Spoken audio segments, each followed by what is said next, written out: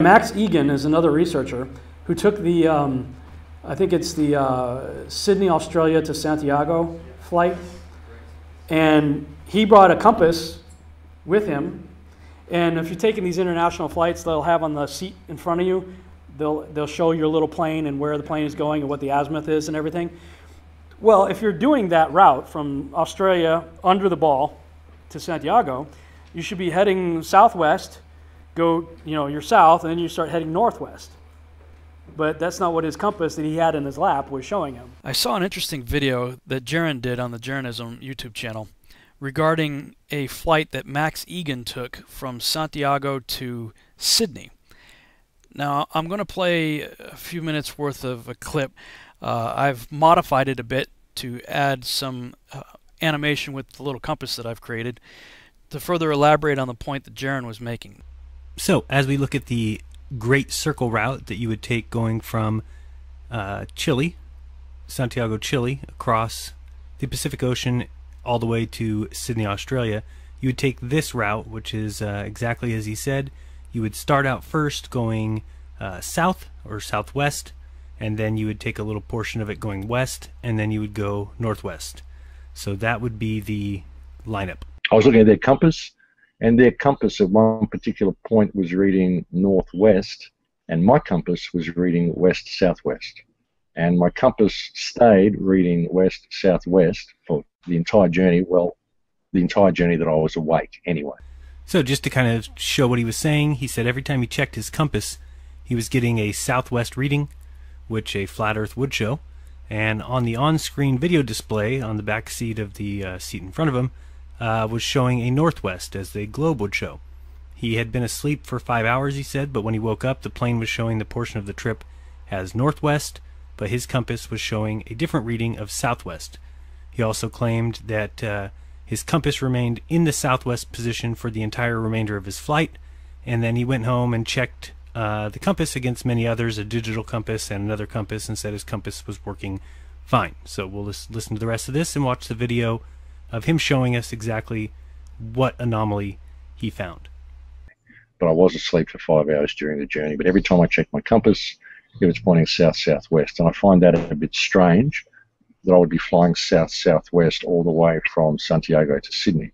It didn't really make a lot of sense to me. So that's a weird thing. Whether there's some weird electromagnetic interference in the plane that's causing my compass to do weird things, I don't know.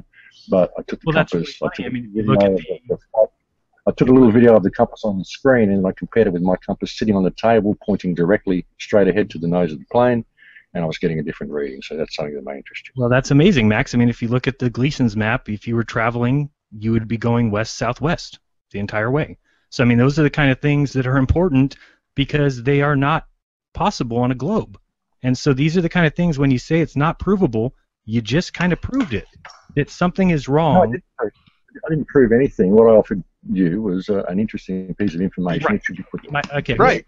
Which we will add to our preponderance of evidence, and that's beautiful, and we appreciate that. I can actually play, and for people out there that are saying, "What are you saying this for, Max?" Can you turn my screen on? Would you like me to share that particular video with you? I would love it. Yeah, folks, I've been asleep for about 5 hours. There you go. We got it. We're now well, as you can see.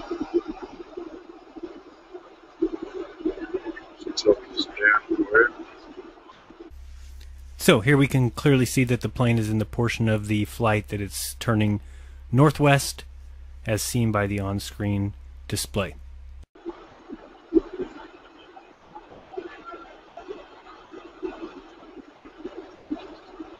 Daylight all the way.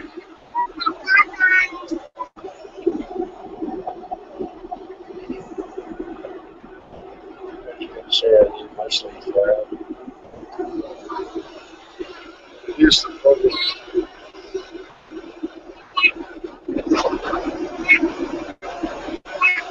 That's the reading that I'm getting. So as we can see here, as he said in the radar or on the on-screen display, clearly the plane is traveling northwest according to the flight tracker.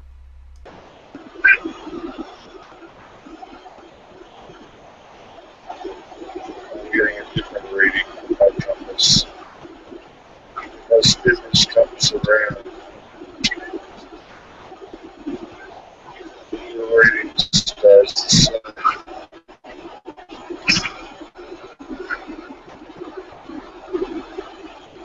So they're giving me a reading of northwest. They're giving me a map direction of northwest. But on my compass, I'm getting a reading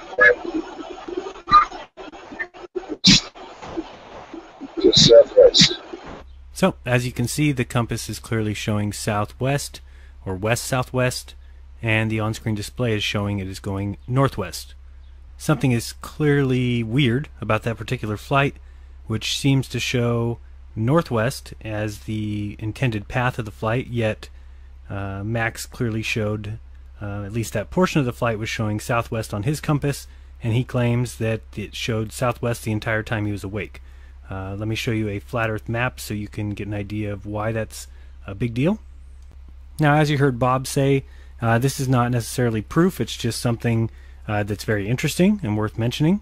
Now, let me look at the flight as it would take place here on the Gleason's map. Now, again, none of us are claiming that this Gleason's map is exactly correct. We're not claiming that the sizes of the continents are correct or the distances between them. It's just something to give us an idea if we're looking at a flat Earth kind of model. You can see the black line being the flight's path if it were on a flat Earth, and if you look at the lines that have the green on them, those are lines where the plane would be flying northwest. The line with the purple would be flying about west, and then all the yellow lines would be flying southwest. So the interesting thing there is, when Max said that the second half of his trip, the entire time he was awake, his compass was showing southwest, that would make sense with all the yellow lines as you see. Remember, north is relative to where you're at, with south behind you, so that's what those little pink lines show us. And as you can see, all the yellow lines are actually a southwest flight direction, where on a globe he should have been going northwest, and that's the anomaly that he found. Now, I understand that that's not the path that is typically plotted. The path that we always see these planes supposedly taking is going under the ball, and they go by the coastline. I don't know if they even get close enough that they can see it, but they at least get fairly close to the Antarctic coastline. The hard part is tracking these flights on any kind of third-party website or something where they track southern flights. From what I understand, it's pretty difficult to track anything. After about an hour from the coastline, they disappear. So I haven't personally spent the time trying to figure that out or looking into it. You know, maybe somebody else can. Jaron's making the assumption that it's a direct flight the way he has it depicted here on the azimuthal equidistant map. I don't know that you can make that assumption, but it is interesting.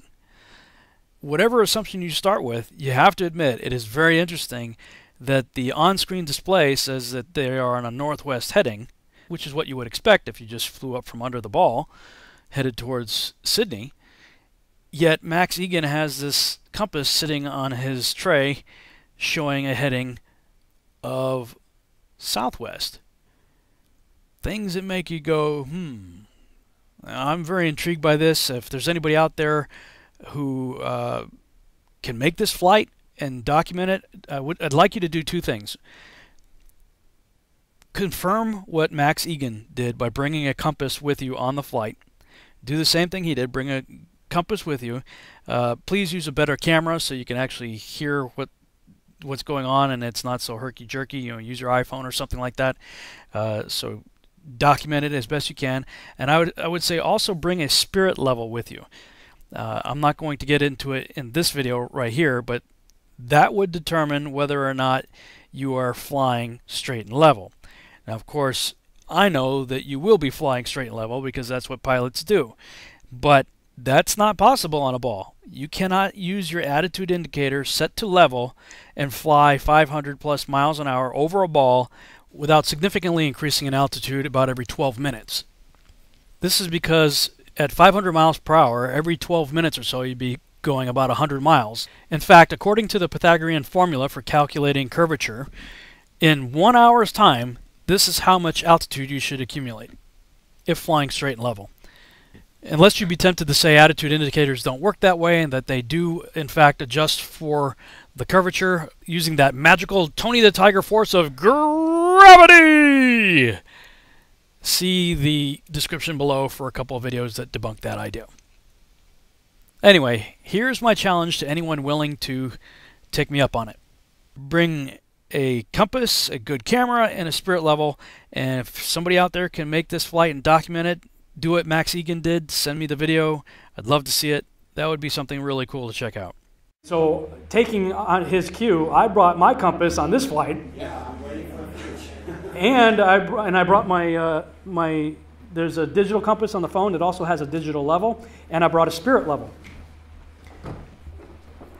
Things didn't happen that should be happening.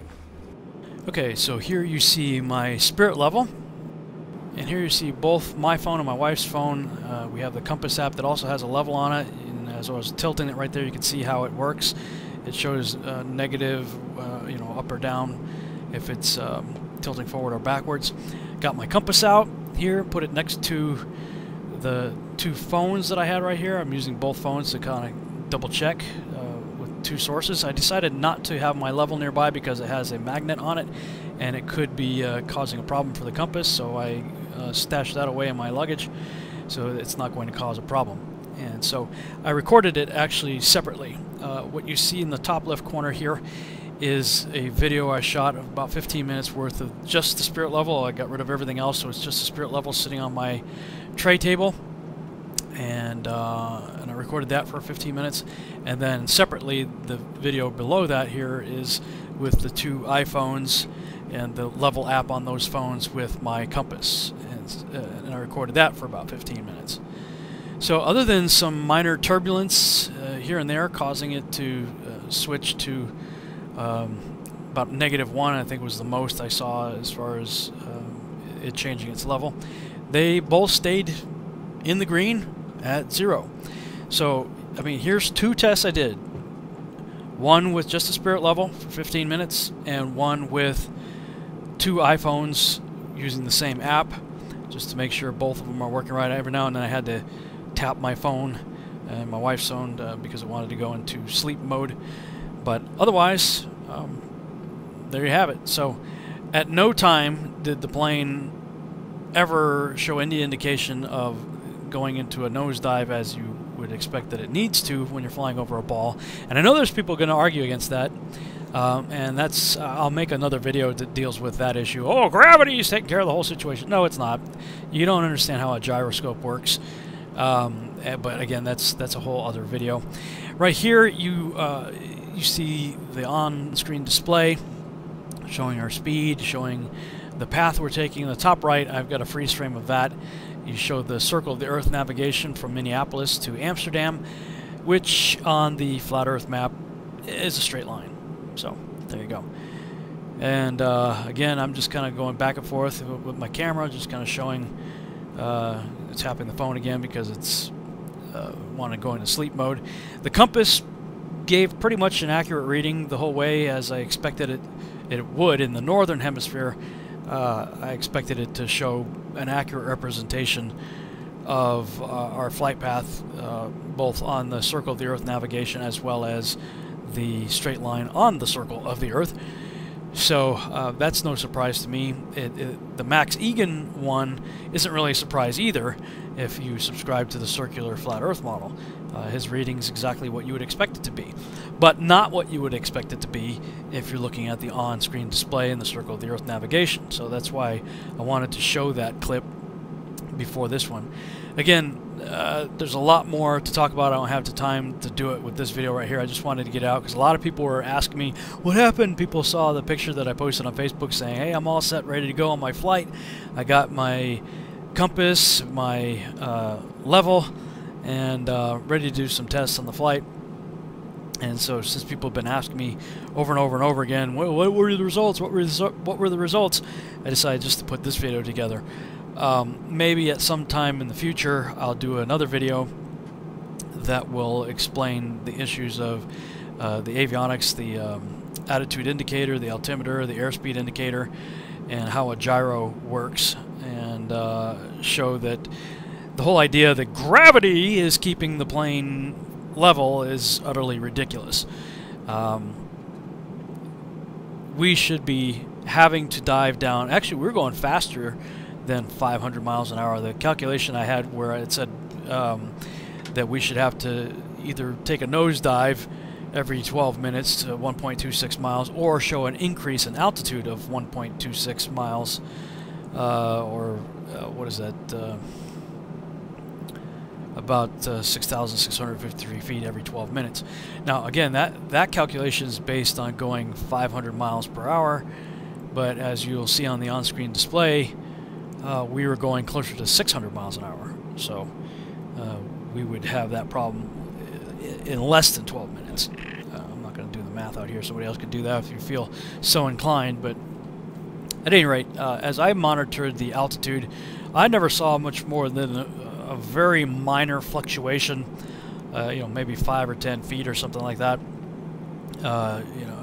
which could be accounted for with updrafts and turbulence and things of that nature. So never saw a dramatic increase of altitude, which you should see if you're flying straight and level, and all of the instruments that I had were showing that we are flying straight and level. I'm sure in the cockpit the attitude indicator was showing that too, because that's how a pilot flies. He's always monitoring. I mean, he's got lots of instruments to monitor, as well as radios and stuff like that, but 3 instruments that you're really paying a lot of attention to when you're flying is the airspeed indicator, the attitude indicator, and the altimeter. And they really work together, because if you're all of a sudden noticing that you're increasing in airspeed, there's a pretty good chance you're probably in a dive. If you're decreasing in airspeed, there's a pretty good chance that you're in a climb. And or if you're looking at the attitude indicator and you're seeing, well, I'm in a climb or I'm in a dive, you'll notice that in your airspeed indicator as well as in your altimeter. So these instruments would be in conflict with each other if you're flying over a ball. If you are focused on keeping your airspeed the same and keeping your attitude the same, i.e. keeping the horizon perfectly level, in both to your eyes if you're able to see the horizon out the window, as well as to the attitude indicator itself. If you're keeping that plane straight and level, flying straight and level and maintaining airspeed, then your altimeter, if you're flying over a ball, must show an increase in altitude. And I'm sorry, gravity's not going to save you. Gyroscopes don't work that way. Again, I don't have time to do it here. Maybe I'll post a link or something in the video to other people's videos showing how gyros work. In fact, you know what? Maybe what I might do in a future flight, I'm supposed to possibly go to Australia maybe next month, and if that's the case, if I'm able to do it and able to get it in time, I'm going to go online and see if I can get one of those really precision gyroscopes, and maybe I'll add that to my experiment on that flight, is set one of those up and see if we see any variation. So anyway, I'll just go ahead and let this play the rest of the way. I recorded for about 15 minutes twice, again once for just the spirit level, and again with the 2 iPhones and my compass. And I took both tests, put them here on the screen for you to watch both tests at the same time, and well, you'll see. We'll just let it play out for 15 minutes, and you'll see that there was no change whatsoever. And again, probably in the future, if I can find the time to do it, I'll put together a more elaborate video explaining the various issues with the instruments on board and how they work and how gravity is not going to save you with this problem. Alright, so you can continue to watch the rest of it, or just take my word for it. You're not going to see any change in the spirit level or in the iPhone levels. Nothing changes. So you can either just take my word for it or watch the rest of the video. It's up to you.